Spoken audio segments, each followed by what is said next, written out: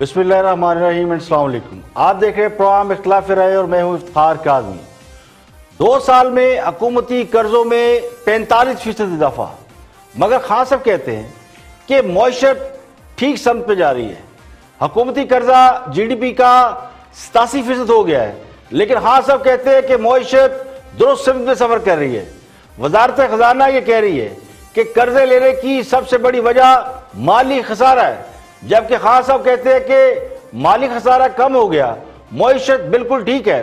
खान साहब ने आज ट्वीट किया कि मई 2019 में माली खसारा $613 मिलियन था, जो 2020 में $100 मिलियन हो गया और अब $422 मिलियन सरप्लस है। जबकि वजारत खजाना का दावा यह है कि कर्ज लेने की बड़ी वजह माली खसारा पूरा करना है। अब कौम किसकी बात पर यकीन करे?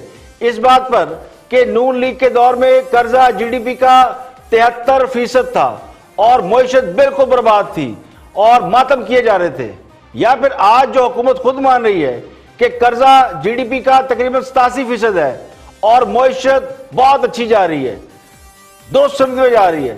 तो वजारत खजाना की दस्तावेजात ये कहती हैं, यानी खुद सरकार का वजारत खजाना ये कह रहा है कि कानून के मुताबिक कर्जा GDP का 60% से जायद नहीं होना चाहिए।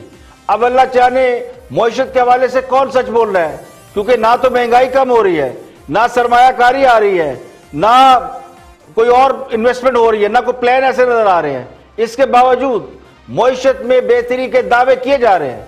तो कोरोना की वजह से कम, यानी कोरोना जब से कम हुआ है, पूरी दुनिया में कोरोना नीचे आया है, उसके बाद पाकिस्तान में रेमिटेंस जरूर बढ़े हैं, बैरून मुल्क पाकिस्तानियों ने डॉलर भर भर के भेजे हैं। अब उसका भी क्रेडिट हुकूमत ले रही है, यानी जिसका क्रेडिट नहीं बनता, कमाए कोई भेजे कोई, उसका क्रेडिट भी हुकूमत ले रही है। तो एक तरफ तो हुकूमत के बड़े बड़े दावे हैं और दूसरी तरफ बहुत से तल्ख हक़ाइक़ है। एक और तल्ख हकीकत आज इस तरह सामने आई जब गैलप का एक सर्वे आया है, जिसके मुताबिक घर की जरूरियात पूरी करने के लिए 9% लोग कम खाते हैं, यानी जितना उनको खाना चाहिए उससे कहीं कम खाते हैं, 2 की जगह 1 रोटी खाते होंगे। 10% लोग सस्ती ग़िज़ाई अशिया इस्तेमाल कर रहे हैं, यानी प्याज, नमक और नमक मिर्च से खाना खाते होंगे। 11% अफराद घरेलू जरूरियात पूरी करने के लिए लोगों और रिश्तेदारों से कर्ज लेने पर मजबूर है, यानी जिस मुल्क में मिडिल क्लास सफेद पोश तबका 30% वो उसको खाना पेट भर के मिल ही रहा, उनकी आमदनी उनकी जरूरत से कहीं कम है, बाइंग पावर तो छोड़ दें, लेकिन यहां तो जो जरूरियात है खाने पीने की वो भी पूरी नहीं हो रही। और याद रहे, इसमें भिखारी या वो लोग शामिल नहीं है जिन्हें हम खतरे गुर्बत से नीचे समझते हैं, जिनमें जिप्सीज वगैरह शामिल होते हैं। इसके बावजूद मईशत की बेहतरी के दावे करना क्या अवाम के जख्मों पर नमक छिड़कने के अलावा कुछ नहीं? प्रोग्राम में और भी हम मौज़ूआत शामिल हैं, देखते हैं हाईलाइट। ये शेख रशीद साहब जो कह रहे हैं, इसकी वजूहात को अगर देखा जाए तो क्या उसमें कोई सियासी पहलू भी है कि मुस्लिम लीग नून के वर्कर्स, जैसे पार्टी पॉलिटिक्स यहाँ पर होती है पर्सन स्पेसिफिक, और एक ही शख्स होता है जो कि पार्टी को लीड करता है, जैसे नून लीग में मियां साहब हैं, PTI में इमरान खान है और इसी तरह पीपल्स पार्टी का मामला है। ठीक है, institute of public opinion research के सर्वे के मुताबिक सब 44% अफराद ने कहा है कि इमरान खान को 5 साल पूरे करने चाहिए। देखें, मैं तो डेमोक्रेसी वगैरह के बारे में मेरी जो ओपिनियन है वो ढकी चुकी नहीं है, बट लेकिन जब तक ये नहुसत है मौजूद, तो उसमें तो फिर जो भी करो उसका तो कम से कम एहतराम करो, भले वो ठीक है, ये गलत है, आपको पसंद है या नहीं है।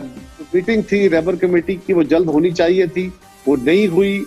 उसके ऊपर क्या तहफ़्फ़ुज़ात है मुझे एग्जैक्टली तो नहीं पता कि क्यों मैं सर, तासुर ये है कि क्योंकि एक दूसरे के ऊपर एतमाद नहीं है, मौलाना फजल रहमान हो या पीपल्स पार्टी हो, ये समझती है कि नून लीग की बना लंदन में नहीं है, किसी को नहीं पता। और ये भी जो हमारे नेल्सन मंडेला हैं, जाती उमरा ब्रांड, सिकना जाती उमरा, ये भी खुश हैं, वहाँ पे वो चहलकदमी कर रहे हैं, फलाना। एक रस्म इनकी बात नहीं कर रहा, मैं ये उन पे नहीं कहना चाहता, हमारे लीडरों को शर्म नहीं आती। सब कुछ ठीक किया है, उनने रोड्स वगैरह सारे बना दिए, मतलब जमीन महंगी होगी। कितना कब्जा था और कुछ 100 और किन का कब्जा था? 120 कनाल का यही लोकल के इस्लामाबाद, ऐसे जो यही इन लोगों की रिश्तेदार मशार बनते हैं अपोजिशन के, और मैं खुद जमीन पे गया था कब्जा लेने। तो मकसद ये है कि हमने ये सारा रिवाइव करके, और अभी इस मुकदमा है उसके ऊपर नैब के मुकदमात हैं, किसी में हिम्मत है हालत क्या है इस मुल्क की अदालतों की? हालत यह है कि एहतराम के साथ एक चीफ जस्टिस ऑफ पाकिस्तान ने एक बेंच बनाया था। उस बेंच में एक सूबे के चीफ जस्टिस थे, 2 सूबों के सीनियर।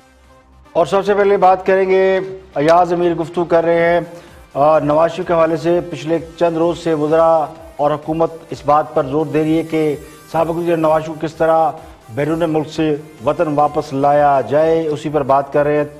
दानिश्वर हैं, तजिया निगार है, कॉलमिस्ट हैं अयाज अमीर। बना लंदन में नहीं है, किसी को नहीं पता। और ये भी जो हमारे नेल्सन मंडेला हैं, जाती उमरा ब्रांड, सिकना जाती उमरा, ये भी खुश हैं, वहाँ पे वो चहलकदमी कर रहे हैं फलाना।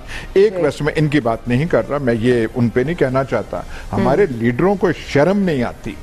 यहाँ पे 4 कदम चलना हो तो जब तक 25, 30, 35 गाड़ियों का काफिला ना हो, इनकी वो जो है सेहत बहाल नहीं होती। वहां पे फुटपाथ नाप रहे होते हैं, क्या जो है शहबाज शरीफ क्या बस स्टॉप पे वहां बैठे होते हैं, इनको कोई शर्म नहीं आती। और कि पाकिस्तानी अवाम क्या कहेंगे कि यहाँ तुम्हारे टौर और नखरे क्या होते हैं और वहां तुम हमारी अपनी असलियत पे आ जाते हो, चाहे आपके एवन फील्ड अपार्टमेंट है या नहीं है, छोटा फ्लैट है, बड़ा फ्लैट है, जो भी है, मतलब कोई यहाँ पे अजीब है। ये हमारे नेल्सन मंडेलों का अजीब ही हाल है। ये ड्रामाबाजी और ये हुकूमत भी खुश, हुकूमत को एक बात मिल गई है, नवाज शरीफ आ रहा है, जा रहा है, फलाना है, ढिमकाना है, और इनको भी और हम भी नॉन इश्यूज लेके पकड़ रहे हैं। भाई वो आए या ना आए हमें क्या फर्क पड़ता है, लेकिन वो जो गए हुए हैं इसलिए नहीं भेजा गया था कि कुछ महीनों बाद आ जाए। 3 साल बाद इलेक्शन हुए, रिजल्ट अच्छी, तो देखना कि प्लेटलेट्स का काउंट जो है हैरत अंगेज तरीके से कैसे नॉर्मल होता है और वो वापस आ जाएंगे। तब तक वहां पे वो सैरखोरी करेंगे और शहजाद अकबर साहब दूसरे हफ्ते नहीं। देखिए, नवाज शरीफ के आने या ना आने से अगर कोई फर्क ना पड़ता तो हुकूमत आज 2 साल बाद भी नवाज शरीफ ना कर रही होती। जिनका मंशूर ही नवाज शरीफ दुश्मनी है या जिन्होंने वोट ही एंटी नवाज शरीफ कैंपेन की वजह से हासिल किए हैं, वो अगर नवाज शरीफ को इग्नोर कर देंगे तो सियासत कैसे करेंगे? कोई तो टारगेट चाहिए। हमारी तो पूरी सियासत इसी तरह की है कि एक को टारगेट करो तो आधे टारगेट के साथ होते हैं और आधे टारगेट करने वालों के साथ होते हैं, यानी आधे जालिम के साथ और बाकी मजलूम के साथ खड़े हो जाते हैं। वैसे तो सब लोग ये समझते हैं कि जिसके साथ वो खड़े हैं, जिसके नजरिए के साथ खड़े हैं, वही मजलूम है, लेकिन हकीकत में दोनों में से एक तो जालिम है और एक मजलूम होगा। क्योंकि जब सियासत ही हीरो और विलन के गिर्द घूम रही हो तो हीरो उस वक्त हीरो नहीं होता जब तक उसकी किसी विलन से लड़ाई ना हो। तो सामने एक विलन होना चाहिए। बज़ाहिर इस वक्त नवाज शरीफ को विलन बनाकर पेश किया जाता है कि वो भाग गए, लूट मार कर निकल गए, लेकिन अक्सरियत उन्हें हीरो भी समझती है। तो असल बात यही है कि जब हीरो की अपनी हीरोगिरी कमजोर करनी पड़ती है, यानी जब वो हीरो का स्टारडम जरा गिरता है, साख गिरती है, तो फिर विलन डाला जाता है, विलन की एंट्री डाली जाती है ताकि साबित किया जा सके कि हीरो आखिर हीरो है। तो जिनकी हुकूमत होती है, ताकत उनके पास होती है, और ताकतवर अगर ताकत का मुजाहरा ना कर सके, अगर जीत ना सके, तो ताकतवर कैसा? तो ये कहना है कि नवाज शरीफ के आने या ना आने से कोई फर्क नहीं पड़ता, ये कहना दुरुस्त नहीं है। सवाल तो ये है कि नवाज शरीफ के नाम पर सियासत करने वाले नवाज शरीफ के बगैर आखिर सियासत कैसे करें? यहां पे लेंगे ब्रेक, और ब्रेक के बाद और भी हम मौजूआत आपके साथ शेयर करेंगे। अपोजिशन की ऑल पार्टीज कॉन्फ्रेंस के अलावा और भी मौजूआत हैं जो आपके साथ शेयर करेंगे। ब्रेक के बाद हाजिर होते हैं।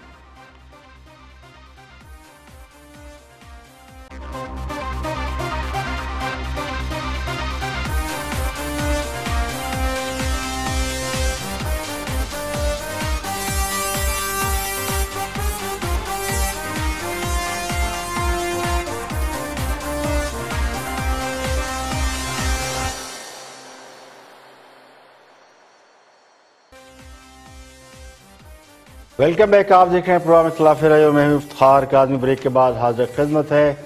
आगे बढ़ते हैं। हसन निसार गुफ्तगू करें, दानिश्वर है, कॉलम निगार हैं और हुकूमत के हवाले से अपना वर्डिक्ट दे रहे हैं। देखते हैं हसन निसार क्या फरमाते हैं। ठीक है। Institute of public opinion research के सर्वे के मुताबिक सब 44% अफराद ने कहा है कि इमरान खान को 5 साल पूरे करने चाहिए। देखें, मैं तो डेमोक्रेसी वगैरह के बारे में मेरी जो ओपिनियन है वो ढकी चुकी नहीं है, बट लेकिन जब तक ये नहूसत है मौजूद तो उसमें तो फिर जो भी करो उसका तो कम से कम एहतराम करो, भले वो ठीक है, ये गलत है, आपको पसंद है या नहीं है। 44% लोगों का ये कहना कि पीटीआई को अपनी टर्म पूरी करनी चाहिए, ये लोगों की मैच्योरिटी, और ये बेहतर है, ये इससे भी बेहतर होता अगर 54% होते। तो 5 साल का मैंडेट है, 5 साल अब आपने अपने हाथ कटवा के दे दिए हैं, तो सब्र करो भाई, को ग्रेस का मुजाहरा करो। ये क्या है, चीखें मारनी शुरू कर देते हैं। मैं खुद उनमें शामिल हूं, वैसे ऐसी बात नहीं है, सही। लेकिन आपका मेरा एक 5 साल का वादा है, मुमकिन है भी आप 5वें साल में को you can turn around the tables last year. तो आप बाद में आप गिला करो कि जी मैंने तो 5वें साल में कर देना था, मुझे पहले ही उखाड़ दिया। तो ठीक है, बात ठीक है, बिल्कुल मैच्योर बात है। आप होपफुल हैं कि कोई टर्न आउट आएगा कुछ इस तरह से अगर हम इन्हें 5 साल देते हैं? मैं तो सच्ची बात है, बेसिकली मेरी हालत वो मैंने एक और प्रोग्राम में शायद आशा का था कि पेंडुलम की तरह हूं मैं, कभी मैं इधर जाता हूं कभी उधर जाता हूं। सच्ची बात है, इतनी अकल नहीं है कि मैं वाज़े दो टोक बात कर सकूं, लेकिन 51% आप समझ लो, मेरा ख्याल है कि he'll be able to deliver। अच्छा, बाकी बल्ला बेहतर, बड़ी मुश्किल। ठीक है, ठीक है। हेल्थ, अच्छा, ना लाने वालों को समझ आ रही है ना आने वालों को समझ आ रही है। वो किसी फिल्म का एक डायलॉग है कि मैं दिमाग में तो आता हूं पर समझ में नहीं आता। तो हुकूमत का कुछ इसी किस्म का हाल है, किसी को समझ में नहीं आ रही कि हुकूमत कर क्या रही है और आगे करेगी क्या। इसकी और भी मिसाल है कि वसदी भी नहीं ते नजदी भी नहीं, यानी काम भी नहीं हो रहा और आगे पता नहीं काम होना भी कि नहीं होना। अब चूंकि लाने वाले तो चाहते हैं कि हुकूमत कोई ऐसा कारनामा अंजाम दे, कोई ऐसा काम करे, कोई ऐसा मंसूबा लॉन्च करे कि जिससे उनकी नाक बच जाए, जो वैसे थोड़ी बहुत रह गई है। लेकिन सारा वजन भी हुकूमत के पलड़े में नहीं डाल रहे, क्योंकि खदशात भी बहुत है कि कहीं पूरे के पूरे डूब ही ना जाएं और बैकआउट ना कर सके। तो मसला ये नहीं कि खान साहब की हुकूमत को 5 साल पूरे करने चाहिए या नहीं। मुझसे पूछे तो मैं कहूंगा असूली तौर पर तो उन्हें 5 साल पूरे करने चाहिए, लेकिन जिनका तेल निकल रहा है उनसे जरा पूछें। अब जिनको ये उम्मीद है कि अभी नहीं आखिरी साल में कुछ कर लेंगे, वो भी बिल्कुल ऐसे ही है जैसे बुढ़ापे में किसी से औलाद की तवक्को की जाए। तो जो दानिश्वर तब्दीली के गुण गाते हैं वो खुद ये मान रहे हैं कि वो पेंडुलम की तरह है, कभी इधर कभी उधर। कभी लगता है हुकूमत बड़ा अच्छा काम करी तो वाह वाह, कभी लग रहा है कि बिल्कुल डूब गए। तो इसी तरह का मामला चल रहा है। तो कोई भी किसी के बयानिए के साथ खड़ा नहीं हो पा रहा, कन्विंस नहीं है, यानी ये बिल्कुल डाउटफुल है कि जी हो सकता है कर ले। तो ये एक कितना उम्मीद पे दुनिया कायम है।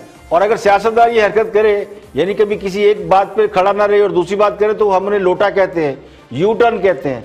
तो इस एतराफ के बाद दानिश्वरों को क्या समझें?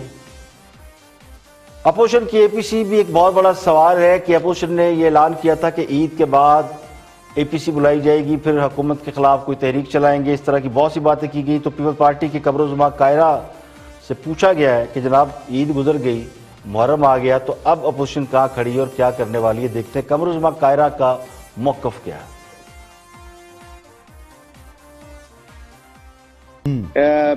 मीटिंग थी रेबर कमेटी की, वो जल्द होनी चाहिए थी, वो नहीं हुई। उसके ऊपर क्या तहफ़्फ़ुज़ात है मुझे एग्जैक्टली तो नहीं पता कि क्यों मैं सर तासुर ये है कि क्योंकि एक दूसरे के ऊपर एतमाद नहीं है। मौलाना फजल रहमान हो या पीपल्स पार्टी हो, ये समझती है कि नून लीग की क़यादत पर प्रेशर आएगा तो वो कहीं पीछे ना हट जाए, नून लीग समझती है कि आप लोग पीछे ना हट जाएं। ये इत्तलात आती रहती हैं, सुनने को मिलता रहता है। देखिए ऐसा नहीं है। जब हम शहबाज शरीफ साहब से मिले, मौलाना फजल रहमान साहब से मिले, तो बड़ी खुल के बातें हुई और इस तरह का कोई तासर नहीं था, ना है। अच्छा सर, आप लोग जमा नहीं हो पा रहे। आपने खुद इस वक्त कहा कि कई मरतबा ये कोशिश हुई कि हम बैठे, एपीसी हो जाए, रहबर कमेटी मिलके बैठे, ईद का टाइम था, ईद के बाद का टाइम था, वो भी गुजर गया, मुहर्रम आ गया, आगे आप चलेंगे। वजह क्या होती है सर कि आप लोग मिलके बैठ नहीं पाते? 2018 से ये कोशिशें हो रही हैं कि आप हम मिलके आपस बैठें? में वैसे तो आपस में मिलके बैठते ही हैं, असेंबली में, सेनेट में, सब जगह बैठते हैं। लेकिन एपीसी के लिए जो तरीकाकार जो सारी जमातों को राब्ता करने का, उसका एक प्लान जरूर रहा या उसकी कोई डिले हुई है। मैं समझता हूं कि ये डिले होने की वजह से ही ये तासुर उभरा है, और इसका जवाब हम किसी अब ऐलान की सूरत में नहीं, अब हम अमली सूरत में ही दे सकते हैं कि हम रैबर कमेटी की मीटिंग जल्द कर लें और उसके बाद एपीसी की डेट आ जाए, तभी आपके सवाल का जवाब हो सकेगा। लेकिन एक बात जरूर मैं कहूंगा, मेरा गुमान ये है कि अपोजिशन पहले आप वाली गर्दान में फंसी है। मुस्लिम लीग नून ये चाहती है कि पीपल्स पार्टी पहल करे, और पीपल्स पार्टी वाले चाहते हैं कि मुस्लिम लीग नून लीड करे। अब दोनों ये भी चाहते हैं कि मौलाना के कंधों पर रखकर बंदूक चलाई जाए, और मौलाना फजलुर रहमान का हिसाब ये है कि सांप का कांटा रस्सी से भी डरता है। तो इस बार वो कदम फूंक फूंक कर रख रहे हैं, और वो समझते हैं कि अब इन दोनों बड़ी जमातों को लीड करना चाहिए। क्योंकि इससे पहले जब मौलाना फजलुर रहमान आए थे तो पता चला कि सानू नहर वाले पुल से बुला के माही हो रहे कितने रह गया। तो अब वो ये वाला रिस्क नहीं ले रहे। अब ईद के बाद वाली गाड़ी तो निकल गई, अब अगला स्टेशन मुहर्रम के बाद ही आएगा, उसमें भी गाड़ी रुकती है या निकल जाती है, इसे कुछ नहीं पता। तो असल मसला ये आपस की कोऑर्डिनेशन का नहीं, कोऑर्डिनेशन सबकी बड़ी ठीक है, राब्ते हो रहे हैं जबरदस्त, आनियां जानियां फुल लगी हुई हैं। मसला ये कि बिल्ली के गले में घंटी बांधेगा कौन, यानी पहल कौन करेगा, लीड कौन करेगा। जो थोड़ा सा एक्टिव होता है तो हुकूमत की तोपों का रख उसकी जानिब हो जाता है। तो बज़ाहिर ये लगता है कि अपोजिशन या तो मुश्किलात में है या सीरियस नहीं है, और महज अपने वोटर और सपोर्टर के जज्बात की तस्कीन के लिए थोड़ी बहुत हिलजुल की जा रही है। क्योंकि दोनों जमातों के वोटर सपोर्टर जाहिर है बेचैन है, और एक तो हालात भी ऐसे है ओवरऑल जिसमें अवाम बड़े बेचैन है। तो जो अवाम की फीलिंग है उनको रहनुमाई करने के लिए कोई भी जमात जो इस वक्त वो खुद से पहल नहीं करी, बल्कि समझती है कि या तो अवाम बाहर निकल रहे या फिर इन तीनों बड़ी जमातों में से कोई एक लीड ले तो बाकी उसके पीछे सदकना अमनना चल पड़े। अब एक और मौजू की तरफ वापस आते हैं। नवाज शरीफ का मौजू जाहिर है पिछले 2-3 दिन से बहुत ही हाईलाइट है, एक बार फिर खबरों की जीनत बना हुआ है। सुहेल वड़ाइच उस पर तजिया दे रहे हैं, देखते हैं कि वो क्या फरमाते हैं।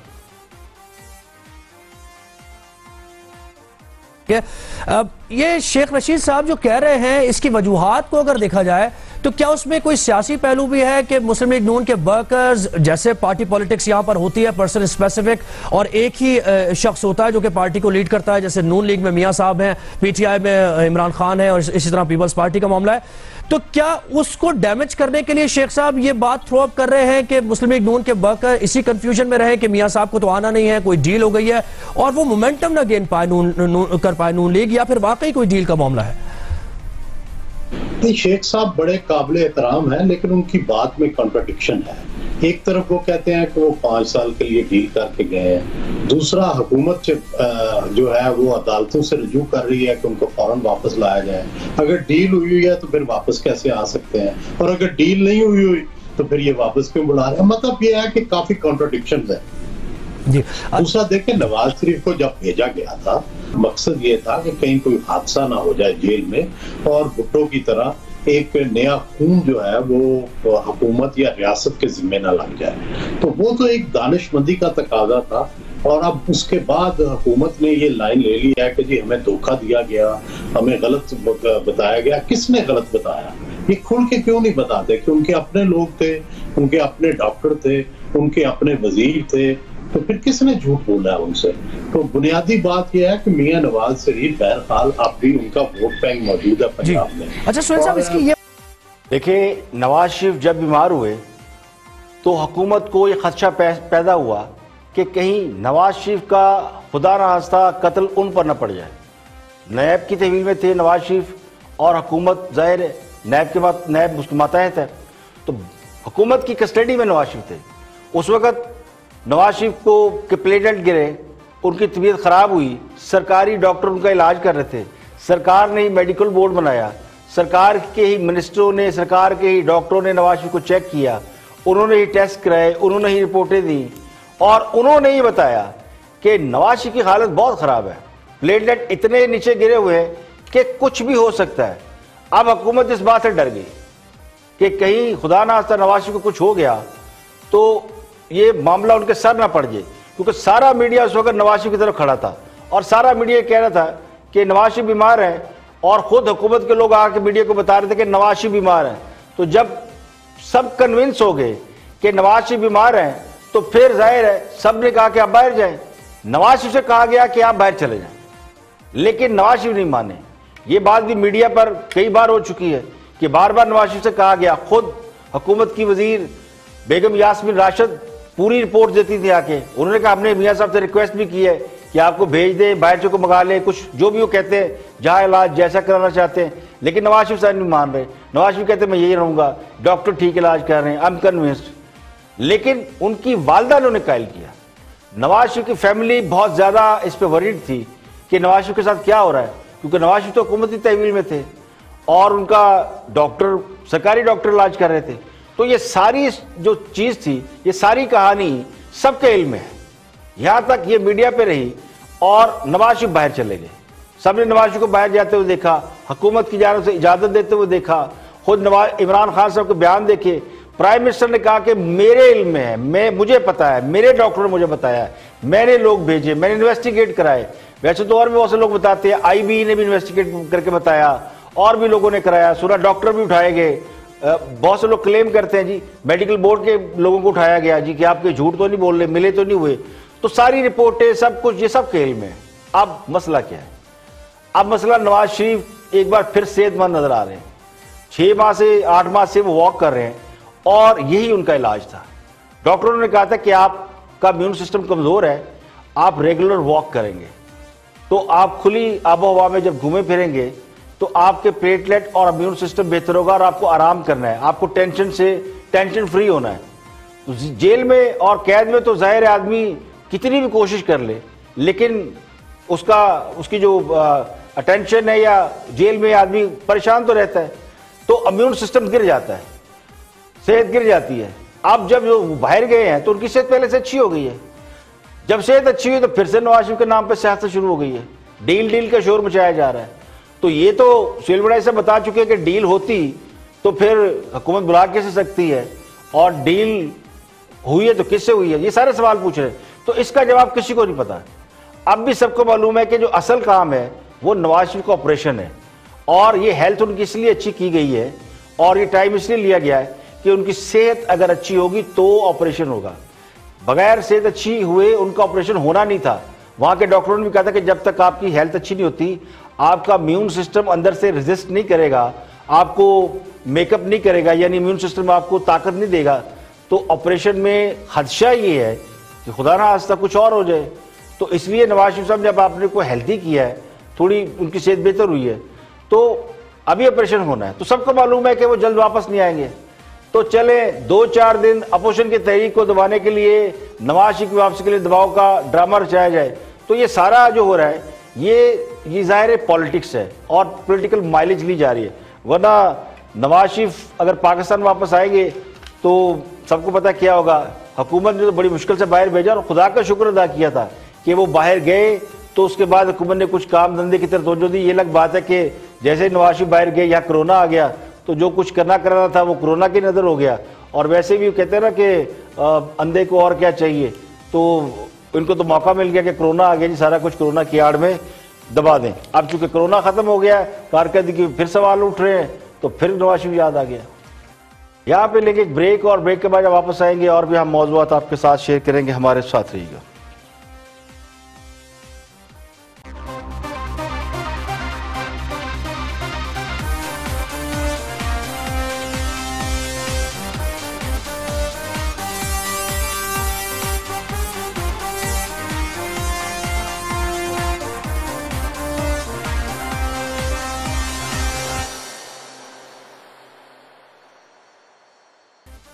Welcome back. आप देख रहे हैं प्रोग्राम इख्तिलाफ राय और मैं इफ्तिखार काज़मी। ब्रेक के बाद हाजिर खिदमत है। आगे बढ़ते हैं और पीपल पार्टी के रहनुमा चौधरी मंजूर गुफ्तगू कर रहे हैं, देखते हैं कि वो क्या फरमाते हैं। बहुत चौधरी मंजूर। मुकदमा है, उसके ऊपर नैब के मुकदमात हैं, किसी में हिम्मत है? हालत क्या है इस मुल्क की अदालतों की? हालत यह है कि एहतराम के साथ एक चीफ जस्टिस ऑफ पाकिस्तान ने एक बेंच बनाया था। उस बेंच में एक सूबे के चीफ जस्टिस थे, 2 सूबों के सीनियर जज थे। उन्होंने एक फैसला दिया और उसको लाहौर हाई कोर्ट के डिवीजन बेंच ने उठाकर उधर मार दिया। किसी में हिम्मत है तो करे। यही मेरा इश्यू है कि अगर इनके केसेस हो तो इनको कोई पूछने वाला नहीं है। 20-25 केसेस उधर है, यहाँ पे 20-25 यहाँ पे अब ताजा तरीन हो गए हैं। मैं तो दुआ करता हूँ ये मेरा छोटा भाई अली नवाज, ये इसके पास भी सीडी है, कहीं ये बचा रहे। सर लेकिन सर अलमिया ये है इस मुल्क का कि जो मुझे कोई एतराज नहीं, मारिया एक मिनट जरा, मुझे कोई एतराज नहीं, मुझे पकड़े गिरफ्तार करें, लेकिन जिसमें मुझे गिरफ्तार करते हैं उसमें दूसरों को भी तो करे ना। कोई बंदा पूछता है कि जनरल मुशर्रफ के अकाउंट में 1 अरब रुपया आया था, वो कहां से आया? आप लोग भी नहीं पूछते ना, आप लोग भी नहीं पूछते, कोई भी नहीं पूछता। बात सुन ले ना, बात सुन ले। तोशा खाना में 15% जो कानून है जो गलत होगा, मैं जाती तौर पर समझता हूँ गलत होगा। किसी ने गाड़ियां तोहफे में दी, उसकी 15% कानून है, या तो कानून तब्दील कर दे। उनको जरूर जरदारी साहब की हाजिरी चाहिए अदालत के अंदर। मियां नवाज शरीफ को वहां पे इश्तिहारी देना जरूरी है, जनरल मुशर्रफ को कोई पूछने वाला नहीं है। ठीक है सर, प्रिंसिपली मैं आपसे एग्री करती हूँ उस बात पे, मुझे कोई डिसएग्रीमेंट नहीं है। ये सिर्फ अलमिया नहीं है बल्कि बहुत बड़ा ड्रॉबैक है। जिस मुल्क में कानून सबके लिए बराबर ना हो, इंसाफ सबके लिए यकसा ना हो, और जहां ये तासुर हो जिसकी लाठी उसकी भैंस, वहां पर आप सच झूठ और नेक और बद की तमीज़ कैसे कर सकते हैं? बदकिस्मती से हमारे यहाँ ये तासुर मौजूद है कि इदारे ज़्यादा ताकतवर हैं, अवाम कमज़ोर है, अवाम का कोई पुरसान हाल नहीं। इक़्तिदार का रास्ता ताकतवरों की मर्जी से होकर जाता है, यानी जिसको ताकतवर चाहे उसको इक़्तिदार मिल जाता है। तो जहाँ इस किस्म की सूरत हाल हो वहाँ मुआशरे इसी तरह लड़खड़ाते और कमज़ोर होते हैं। और अगर आप समझे कि ये बड़ा आइडियल मुआशरा है तो ये नहीं हो सकता। सियासी इंतकाम के तहत मुकदमात का बनना, मेरिट के खिलाफ लोगों को जॉब्स मिल देना, कट लोगों को हुकूमत की छतरी तले पना लेना, नाजायज़ ज़राए से दौलत कमाने वालों को सियासी जमातों को फाइनेंस करना, यानी जिन्होंने 2 नंबर से दौलत कमाई होती है वो फाइनेंसर बन जाते सियासी जमातों के, क्योंकि इलेक्शन लड़ना आसान काम नहीं है। पैसा जिसने कमाया है हराम का वो लगाता है और इलेक्शन लड़ लेता है। ये भी एक तासुर है। बहुत से लोग अपने जायज़ कमाई से भी लड़ते हैं, लेकिन बहुत से जो करप्ट लोग हैं वो ज़्यादा कोशिश करते हैं पॉलिटिकल जमातों के साथ अटैच हो जाएं ताकि वो अपनी मर्जी के कवानीन बना सके, दौलत में इजाफा कर सके। तो ये सब हमारे यहाँ होता है। बाकी बातें तो आम सी हैं। तो ये निज़ाम 2-4 सालों में नहीं बना। ये तो ना पूछे तो अरबों रुपए का डाके का ना पूछे, और अगर पूछने पर है तो किसी पर भैंस चोरी का मुकदमा डाल दे। तो ये निज़ाम बड़े अरसे से चल रहा है और ये ख़राब निज़ाम है, और सब इसी निज़ाम को तब्दील करने के लिए कोशिशें करते रहे। ये दरख्वास्तें जरदारी साहब से भी की गई, ये नवाज शरीफ से भी की गई। तो इमरान खान जब आए कि मैं तब्दीली लेके आऊँगा तो अवाम उनके पीछे हो गई। तो सब चाहते हैं इस तरह का निज़ाम बदले। तो अब अवाम बेचारे क्या करें? कभी किसी एक के साथ खड़े होते, कभी दूसरे पर एतमाद करते हैं, लेकिन जेड़ा पन्नो वही लाल है, अंदर से वही निकलते सारे। तो सारी जमातें ताकतवर हल्कों को मोर्दे इल्जाम ठहराती हैं कि जी वो सब कुछ करते हैं, और ताकतवर सियासतदानों को करप्ट साबित करने पर तुले रहते हो, कहते जनाब ये लूट के खा गए। तो चक्की के 2 पार्टों में मैं और आप जैसे अवाम पिस रहे हैं। हम जाए तो कहाँ जाए? और अब एक और आप खबर ये कि सेक्रेटरी बल्दियात सिंध रोशन शेख को 268 एकड़ अराजी केस में आज गिरफ्तार कर लिया गया है। उन्हें नैब ने गिरफ्तार किया। सिंध हाई कोर्ट में सेक्रेटरी बल्दियात सिंध रोशन शेख की गैर कानूनी अलॉटमेंट केस में दरख्वास्त जमानत की समाअत थी, तो अदालत ने दरख्वास्त मुस्तरद कर दी। इसके बाद नैब की टीम उन्हें गिरफ्तार करने के लिए अदालत के बाहर पहुंची। नैब की टीम घंटों बाहर खड़ी रही और रोशन शेख अदालत के अंदर बैठे रहे। 5 घंटे उन्होंने कोशिश की कि किसी तरीके से उनकी गिरफ्तारी टल जाए। उन्होंने जमानत मनसूखी की दरख्वास्त पर नजरसानी की दरख्वास्त भी दायर की, तो अदालत ने उसे भी सुनने से इनकार कर दिया। जो पहली दरख्वास्त मुस्तरद की अदालत ने, उसमें अदालत ने कहा कि मुल्ज़मान की जानिब से इख्तियारात का नाजायज़ इस्तेमाल किया गया जिससे कौमी खजाने को नुकसान पहुंचा, तो रोशन अली शेख और दीगर को गिरफ्तार किया जाए। तो जमानत मुस्तरद होने के बाद रोशन शेख के वकील ने अदालत में दरख्वास्त जमा कराई और ये कहा गया कि 7 दिन के लिए उनकी जो गिरफ्तारी है वो मौखर की जाए। लेकिन अदालत ने ये दरख्वास्त एंटरटेन नहीं की, सुनी नहीं। सेक्रेटरी बल्दियात रोशन शेख कई घंटे कमरा अदालत में बैठे रहे, तकरीबन 5 से 6 घंटे वो अंदर रहे और बाहर नैब की टीम बैठी रही।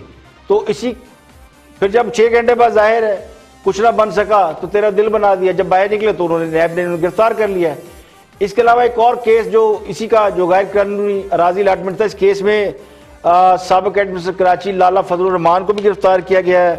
इसके अलावा वाटर बोर्ड के सरबराह थे उनको भी गिरफ्तार किया गया, वसीम को।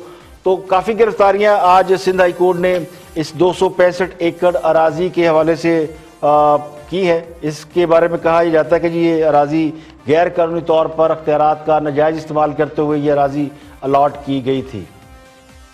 और वज़ीर-ए-आला पंजाब की मुश्किलात कम नहीं हो रही। नैब में वो गए थे एक शराब लाइसेंस के केस में, फिर उसके बाद और भी उन पर इल्ज़ाम आयद हुए। अब एक नया उनके खिलाफ मामला चल पड़ा है। उनकी नाअहली के लिए इलेक्शन कमीशन में दरख्वास्त दायर की है। एक बैरिस्टर हैं ज़हीद अहमद ज़फ़र, उन्होंने इलेक्शन कमीशन लाहौर में दरख्वास्त दायर की है, जिसमें वज़ीर-ए-आला पंजाब उस्मान बुज़दार को आइन के आर्टिकल 62 और 63 के तहत नाअहल करार देने की दरख्वास्त की गई। दरख्वास्त में मौक़िफ़ अख्तियार किया गया कि पंजाब असम्बली के हल्का PP 286 से उन्होंने इलेक्शन लिया और इलेक्शन लेने में हिस्सा लेने की उन्होंने कामयाबी हासिल की। उसके बाद वो वज़ीर-ए-आला बन गए। तो वज़ीर-ए-आला उस्मान बुज़दार पर मुबैना तौर पर 5 करोड़ रुपए लेकर लाहौर के एक होटल को शराब की फरोख्त का लाइसेंस जारी करने का इल्ज़ाम है। दरख्वास्त में कहा गया है कि वज़ीर-ए-आला उस्मान बुज़दार के खिलाफ नैब में तहक़ीक़ात जारी हैं और इस मामले पर वो 12 अगस्त को नैब के सामने पेश हो चुके हैं, जबकि नैब के तहक़ीक़ात के दौरान 2 सरकारी अफसरान बतौर वादा माफ गवाह उस्मान बुज़दार के सामने, यानी बतौर वादा माफ गवाह सामने आ चुके हैं उस्मान बुज़दार के खिलाफ। तो दरख्वास्त में ये कहा गया है कि वज़ीर-ए-आला उस्मान बुज़दार ने शराब लाइसेंस के इजरा के मुतल्लिक़ गलत बयानी की, इसलिए वो सादिक और अमीन नहीं रहे। उन्हें 286 हल्का से यानी कि PP 286 से उनको नाअहल करार दिया जाए, उनकी सीट को खाली करार दिया जाए और वहाँ री इलेक्शन करार दोबारा कराया जाए। तो अभी दरख्वास्त का जब तक फैसला नहीं होता तो इलेक्शन कमीशन वज़ीर-ए-आला उस्मान बुज़दार को काम करने से यानी रोक दे। तो ये दरख्वास्त जो है वो दी गई है। अभी ये दरख्वास्त एंटरटेन हुई है या नहीं हुई इसके बारे में अभी इतलात आना बाकी है, लेकिन ये खासी इंपॉर्टेंट दरख्वास्त है। अगर ये एंटरटेन होती है तो फिर वज़ीर-ए-आला उस्मान बुज़दार को नैब से पहले ही जो है वो एक और इम्तहान का सामना करना पड़ेगा अगर कोर्ट ने बुला के ये नाअहली वाला केस सुना। इसके अलावा नैब के बारे में इतलात ये कि उस्मान बुज़दार साहब के और भी मामला चल रहे हैं। अभी जब दोबारा पेशी होगी उनकी तो उनको इन पर्सन बुलाने के बारे में जो सोचा जा रहा है उसकी तारीख जो है वो ये मुहर्रम के बाद जो है वो दी जाएगी। मुहर्रम तक नैब अपनी एक्टिविटी को थोड़ा स्लो डाउन कर रहा है और जैसे ये अशूरा के बाद कहा यह जा रहा है कि ये एक्टिविटी दोबारा जनरेट की जाएंगी। आज के लिए इतना ही, कल फिर हाज़िर होंगे मज़ीद खबरों, तफसीरों के साथ। प्रोग्राम इख्तिलाफ राय से इफ्तिखार काज़मी को इजाज़त दीजिए। अपना बहुत बहुत ख्याल रखिएगा।